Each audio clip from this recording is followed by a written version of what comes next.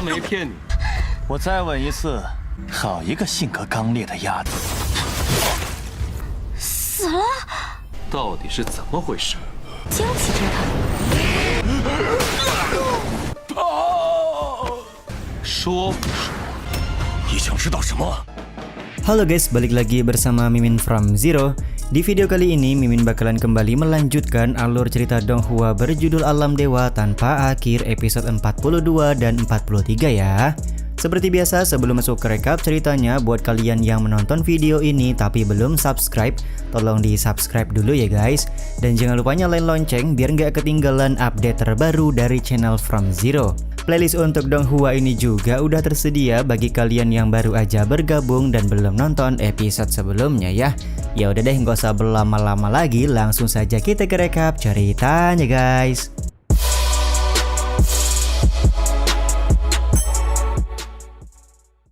Episode kali ini diawali dengan dua orang penatua yang mengadu kepada rubah kecil kalau Suye sudah menyalahgunakan wewenang di pavilion Lu Yinghai. Mereka berdua berharap rubah kecil memberikan teguran kepada Suye untuk tidak semena-mena pada saat Li Han tidak ada di tempat ini.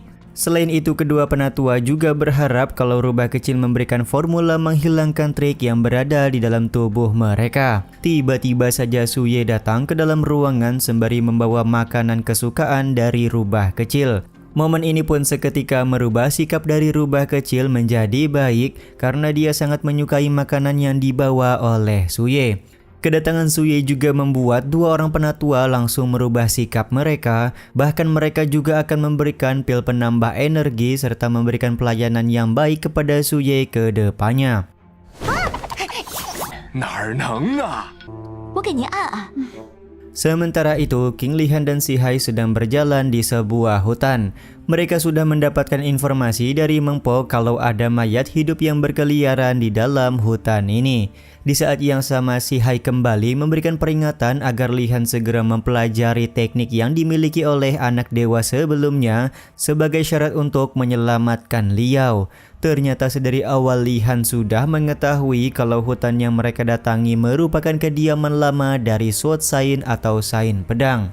Momen ini pun membuat Si Hai langsung membawa Li Han terbang guna bergerak cepat menuju lokasi kemunculan dari para mayat hidup. Ketika sedang menuju lokasi, tiba-tiba saja dunia seperti berhenti karena kedatangan dari seorang pria berambut putih. Pria berambut putih ini langsung mengecek identitas dari Li Han dan juga Si Hai untuk membiarkan mereka berdua masuk ke sebuah tempat.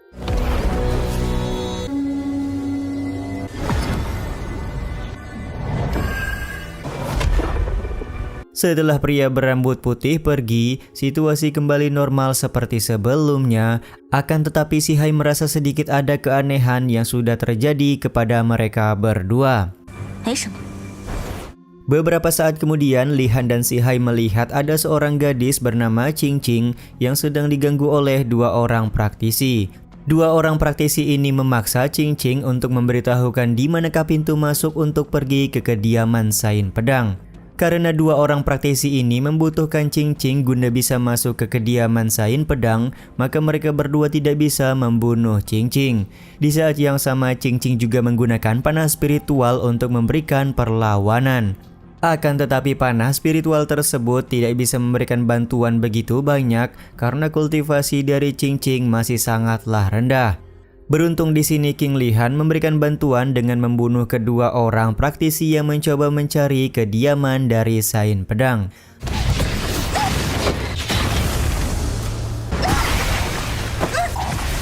他没骗你。我再问一次，好一个性格刚烈的鸭子！ 死了！ Alih-alih berterima kasih, Qing Qing malah berniat pergi meninggalkan King Li Han. Dia pun menganggap kalau Li Han sudah berkomplot dengan dua orang praktisi tersebut agar dia menunjukkan jalan menuju desa. Tentu saja Qing Qing tidak akan pernah memberitahukan jalan menuju desa kepada siapapun termasuk Bang MC kita. 毕竟还是太年轻了。 Ketika Qing Qing sudah masuk ke dalam desa, di saat itulah King Li Han juga ikut masuk bersama dengan Si Hai. Sementara itu di dalam desa ada seorang pria berambut putih yang sangat mirip dengan pria yang sebelumnya bertemu dengan Li Han dan Si Hai. Tapi di sini terlihat pria yang bernama Xiao Bai ini tampak begitu bodoh dan tidak seperti kebanyakan orang lain seusianya. Beberapa saat kemudian Qing Qing datang dan meminta dua orang pelayan wanita untuk tidak mengganggu Xiao Bai. Qing Qing juga dikagetkan dengan kedatangan Si Hai dan Li Han yang sudah berada di dalam desa. Qing Qing pun kemudian bertanya bagaimana cara Li Han dan Si Hai bisa masuk ke dalam desa mereka. King Li Han pun menjawab kalau mereka masuk dengan cara yang sama persis seperti cara Xiao Bai masuk ke dalam desa.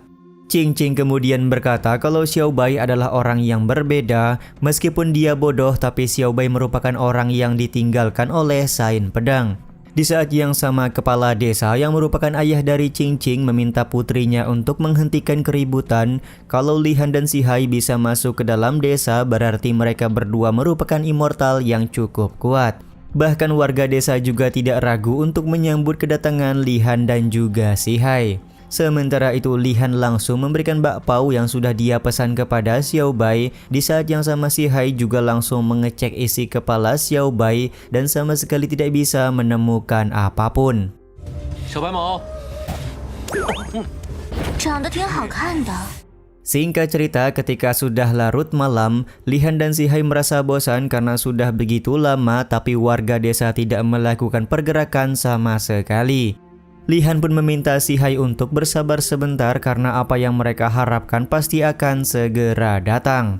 Benar saja tak lama kemudian datang segerombolan mayat hidup yang berusaha mencari keberadaan dari Bang MC.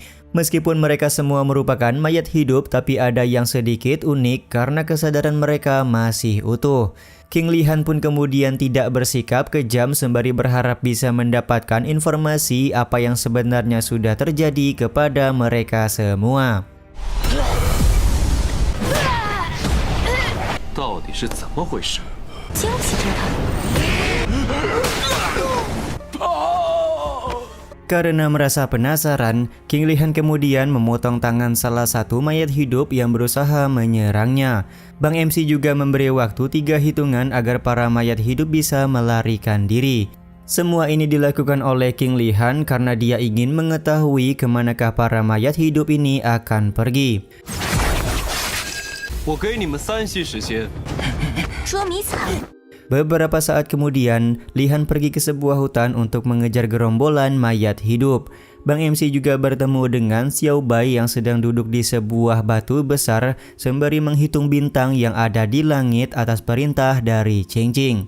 Li Han kemudian bertanya kepada Xiao Bai apakah dia melihat gerombolan mayat hidup lewat di tempat ini. Tanpa keraguan Xiao Bai langsung menunjukkan jalan di manakah dia sempat melihat gerombolan mayat hidup. 就给我一整屉包子吃，他们朝那边去了。 Sementara itu di sebuah gua, salah satu mayat hidup yang tangannya terputus sudah berhasil disembuhkan. Warga desa juga heran kenapa para mayat hidup ini bisa babak belur pada saat mereka melakukan serangan kepada King Li Han.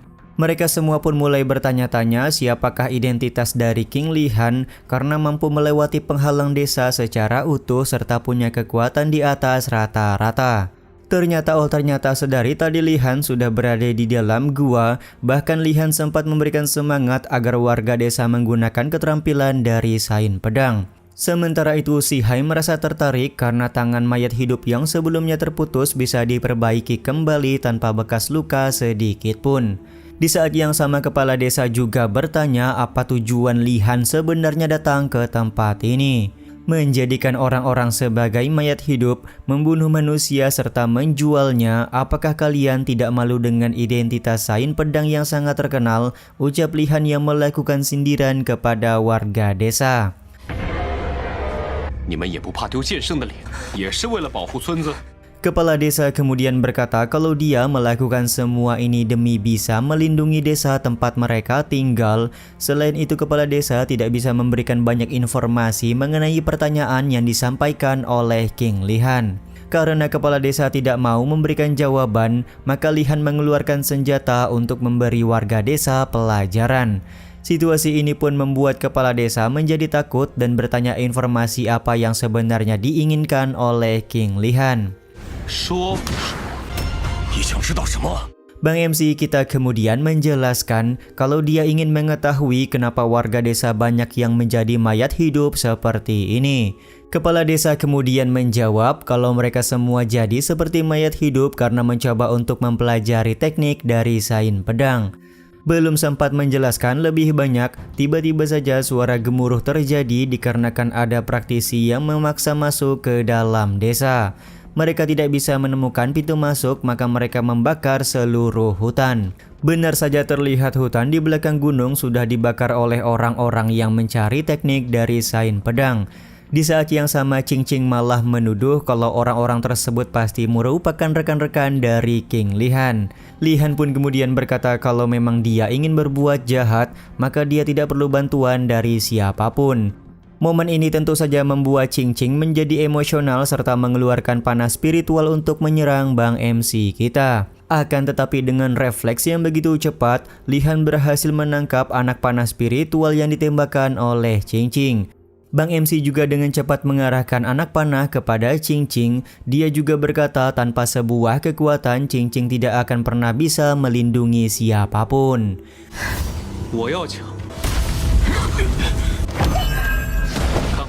Li Han kemudian meminta kepala desa memberikan teknik dari Sain Pedang kepadanya. Semua itu Bang MC lakukan agar warga desa tidak menjadi korban dari semua orang yang ingin mendapatkan teknik Sain Pedang.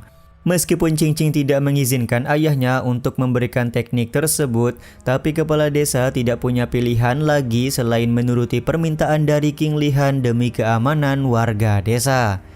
是给是留， 跟我来吧。 Scene ini juga sekaligus menutup episode kali ini ya guys. Ya udah deh, sampai di sini dulu aja video kali ini. Mohon maaf jika masih banyak kekurangan dan kesalahan dalam penyampaian kata-kata ya. Terima kasih untuk kalian yang udah pada nonton dan jangan lupa subscribe serta nyalain loncengnya ya guys. Mimin selaku penulis narasi, tukang voice over dan tukang edit video pamit undur diri. Salam hangat, see you in the next video. Bye bye guys, see you next week.